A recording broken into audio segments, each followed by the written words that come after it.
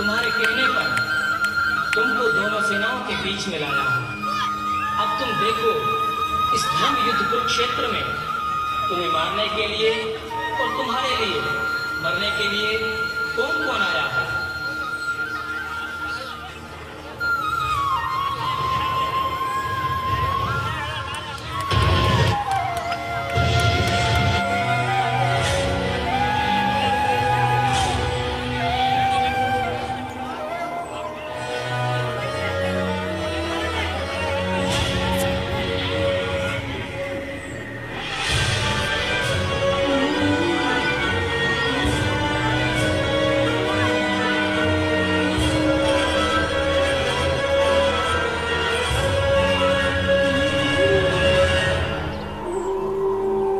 माधव, ये तो सब मेरे अपने हैं। मैं इन्हें अपने इंद्रियों के सुख के लिए कैसे मार सकता हूँ। मुझे तो ये भी नहीं पता कि ये मैं युद्ध जीतूंगा या हारूंगा। अगर हार गया तो निंदा होगी, अगर जीत जाने के बाद तीनों लोगों का राज भी मिल जाए तो वो किस काम का। मुझे अज्ञानी को धर्म और अधर्म का कोई ज्ञान नहीं है। प्रभु, मेरा मार्गदर्शन कीजिए। अर्जुन, इस धर्म युद्ध में तुमको इन सब के लिए दुख और मुख कहां से आ गई। तुम बात तो ज्ञानियों वाले कर रहे हो, परंतु ज्ञानी पुरुष ना किसी के मरने का शोक करते हैं ना किसी के जीने का। जैसे कपड़े बदलते हैं उसी तरह आत्मा एक शरीर में आती है। वो शरीर पहले बच्चा होता है, फिर जवान और फिर बूढ़ा होकर मर जाता है। फिर अपने कर्मों के अनुसार आत्मा दूसरे शरीर में चली जाती है। आत्मा अमर अविनाशी है, ना पैदा होती है ना मरती है। जो ये जान लेता है वो मोक्ष को प्राप्त होता है।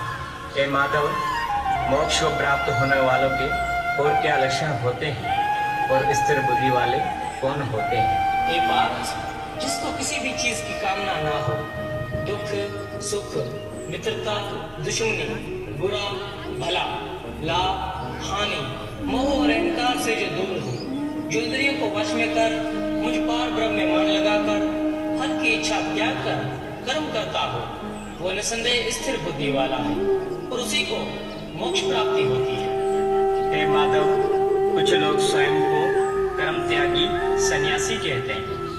हे अर्जुन, जो कर्म को त्याग कर कहता है मैं कर्म त्यागी सन्यासी हूँ, वो पाखंडी है।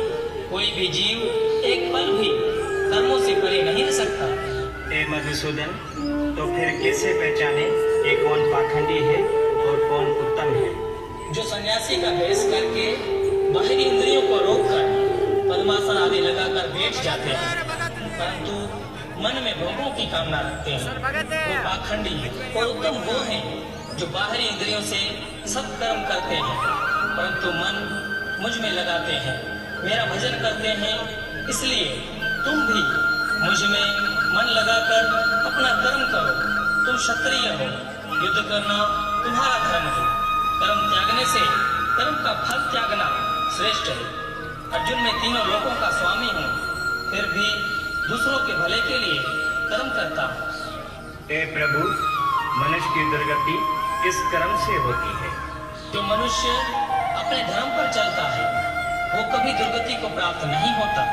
अपने धर्म में मरना भी कल्याणकारक है, मगर दूसरे का धर्म नरक की ओर ले जाता है। और हाँ अर्जुन, काम और क्रोध दो बड़े शत्रु हैं, इनको मारना ही उचित है, जिससे कोई भी दुर्गति को प्राप्त नहीं होगा।